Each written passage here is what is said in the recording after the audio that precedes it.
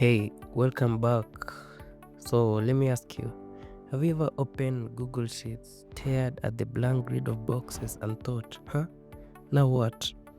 Well, you're in the right place, cause today we'll take it step by step, and by the end, you'll feel way more confident using Google Sheets in 2025.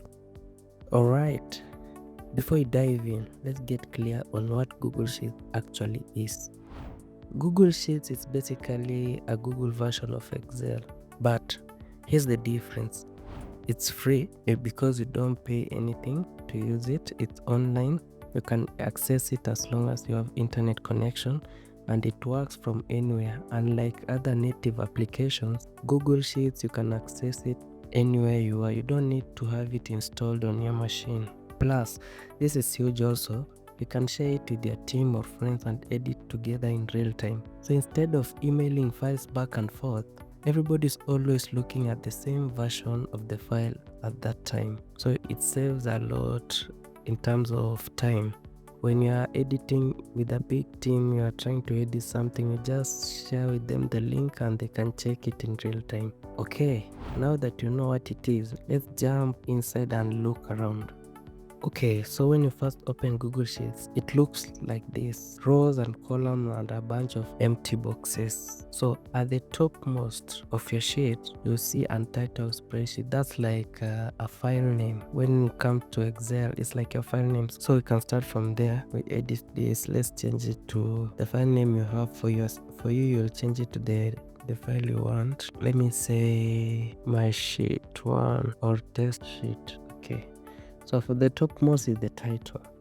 Then below it, we have the menu bar. The menu bar is like any other software, but you have the menu bar, the file, the edit, the view. It does different things like file, you can create a new file and everything. Then below it, we have a toolbar. A toolbar is like a quick access to the menu bar. So instead of going all this way to edit and do some stuff, can do them here directly, like changing the boldness of the font size, the font style, and adding color to your cells. So this is our worksheet, sheet 1, and as you look at it, we have A and number. So most of the time when you see letters A, B, C, D, it means those are columns. That's what you call columns. And on the other side, we have 1, 2, 3, 4 to infinite. Those are what we call rows. So when a column and a row meet, they make a cell. A cell is this single empty space here. That's what we call a cell in Google Sheets. And of course, an empty sheet isn't very exciting. So let's put in some real data. So for this, I'll type in a list of students, their subjects and test scores.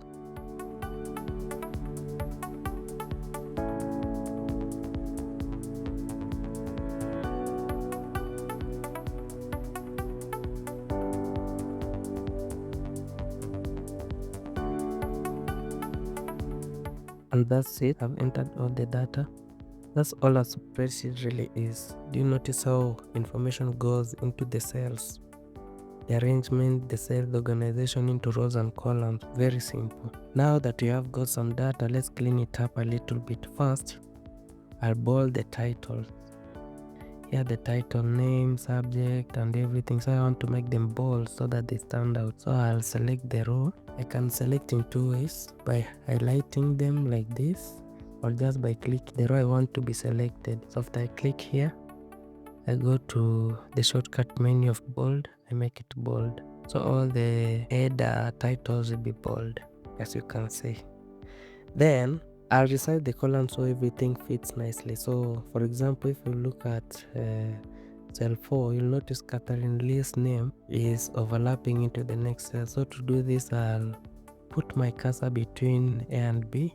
You see that the icon changes, the cursor changes to an adjustment icon. So I drag it to the size I want, and Catherine Johnson now is inside. Alternatively, I can do this is a shortcut I'm teaching right now.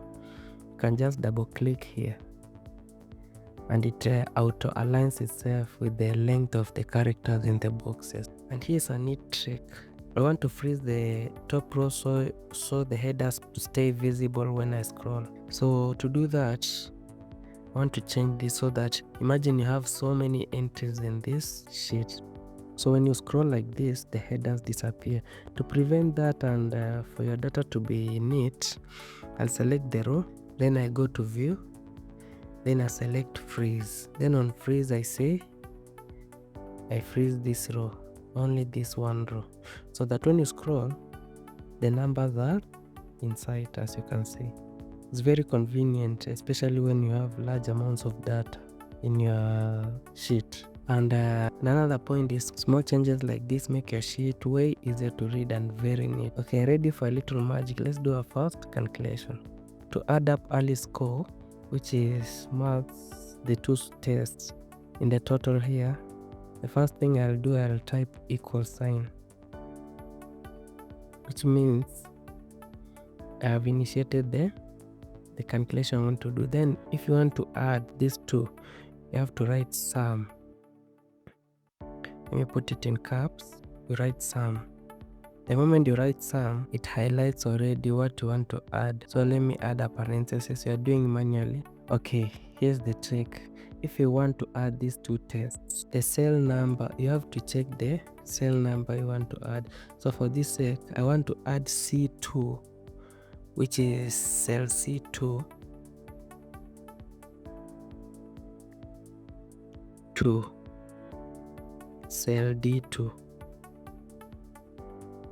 Then I close the brackets. Already I've seen what is highlighted. Cell C2, which is C2 to D2. When I hit enter, it's automatically calculated instantly. And here's the cool part. If I drag this formula I've created here, it works for every other student automatically. Like I drag this here up to down here.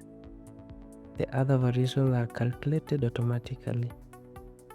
That's where spreadsheets start to get more powerful, because you don't have to redo everything again and again and again. So mostly that's the foundation, but trust me, we have only scratched the surface. In the next video, I'll show you 10 beginner tips that will make you faster and more efficient in Google Sheets. These are the tricks that will save you hours. So if you found this helpful, hit like, subscribe, and let me know in the comments what's the first thing that you want to build in Google Sheets. Could it be a budget, a tracker, or maybe just something for the school? I'll see you in the next one.